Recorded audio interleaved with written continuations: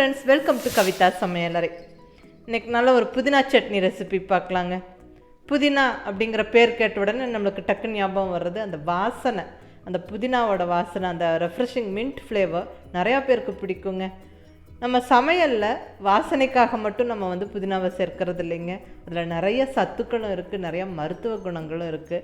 அதனாலேயே நம்ம புதினா ரெகுலராக சமையலில் சேர்த்திக்கிறோம். பர்டிகுலர்லி அசைவம் சமைக்கும் போதும் பிரியாணி சமைக்கும் போதும் புதினா ஏன் சேர்க்கிறேன்னா, அது எளிதில் நம்மளுக்கு ஜீரணம் ஆகிறதுக்கு ரொம்ப நல்லா ஹெல்ப்ஃபுல்லாக இருக்குங்க.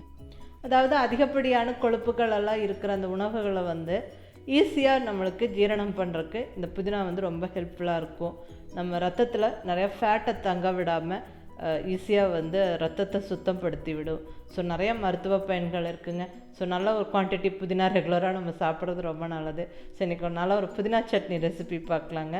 இந்த சட்னி பர்டிகுலர்லி இட்லி தோசையோட ரொம்ப நல்லாயிருக்குங்க.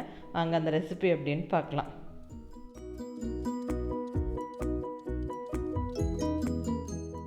இப்போ இங்கே ஸ்டவ் ஆன் பண்ணி கடாய் வச்சு, கடாய் சூடானதுக்கப்புறம் 1 டேபிள் ஸ்பூன் ஆயில் விட்டுருக்குறேன், எண்ணெய் சேர்த்துருக்குறேன். இதில் நம்ம சட்னிக்கு தேவையான பொருட்களெல்லாம் வதக்கிட்டு அதுக்கப்புறம் அரைக்க போகிறோம். ஸோ எண்ணெய் கொஞ்சம் சூடாகட்டும்.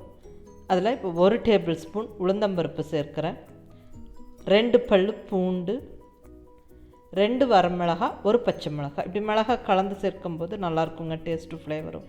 அதில் சின்ன வெங்காயம் ஒரு 10-12 சின்ன வெங்காயத்தை சேர்த்திக்கிறேன். இப்படி சின்ன வெங்காயம் சேர்க்கும்போதும் ரொம்ப டேஸ்ட் ரொம்ப நல்லாயிருக்கும். சப்போஸ் சின்ன வெங்காயம் இல்லைன்னா ஒன்றும் பிரச்சனை இல்லை, பெரிய வெங்காயம் சேர்த்திக்கோங்க. ஸோ இதெல்லாம் நல்லா வதக்கிக்கலாம். அந்த உளுந்தம்பருப்பு கொஞ்சம் செவக்கணும், மற்றதெல்லாம் நல்லா வதக்கிக்கணும். அதில் நல்லா ஒரு பெரிய தக்காளி கட் பண்ணி ஆட் பண்ணிக்கிறேன். இது நல்லா வதக்கிக்கலாம். எனக்கு இந்த தக்காளியோட புளிப்பே போதும் சட்னியில். ஸோ அதனால் நான் எக்ஸ்ட்ரா புளி சேர்க்கலை. சப்போஸ் உங்களுக்கு இன்னும் கொஞ்சம் புளிப்பு வேணும் அப்படின்னா ரொம்ப ஒரு சின்ன பீஸ் புளி மட்டும் சேர்த்துக்கோங்க, புளி நிறையா வேண்டாம்.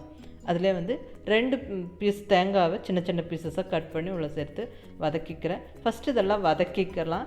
அதுக்கப்புறமா நம்ம புதினா கீரை லாஸ்ட்டாக ஃபைனலாக ஆட் பண்ணிக்கலாம். ஏன்னா கீரை ஈஸியாக சீக்கிரமாக வதங்கிடுங்க.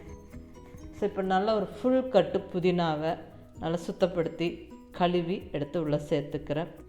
அதாவது நல்லா ஒரு 2-3 கைப்பிடி அளவுக்கு புதினா கீரை உள்ளே சேர்த்துக்கிறேங்க. இது நல்லா வதக்குனதுக்கப்புறம், அதாவது சுருங்கி வதங்கினதுக்கப்புறம் பார்த்திங்கன்னா ரொம்ப கம்மியான குவான்டிட்டி தான் புதினா கீரை தெரியும். ஸோ நல்லா நிறையா சேர்க்கும் போது தான் புதினா சட்னி ரொம்ப நல்லாயிருக்கும்.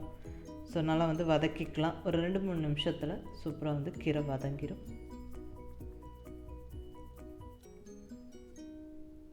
ஸோ கீரை ஓரளவுக்கு நல்லா வதங்கிருச்சு.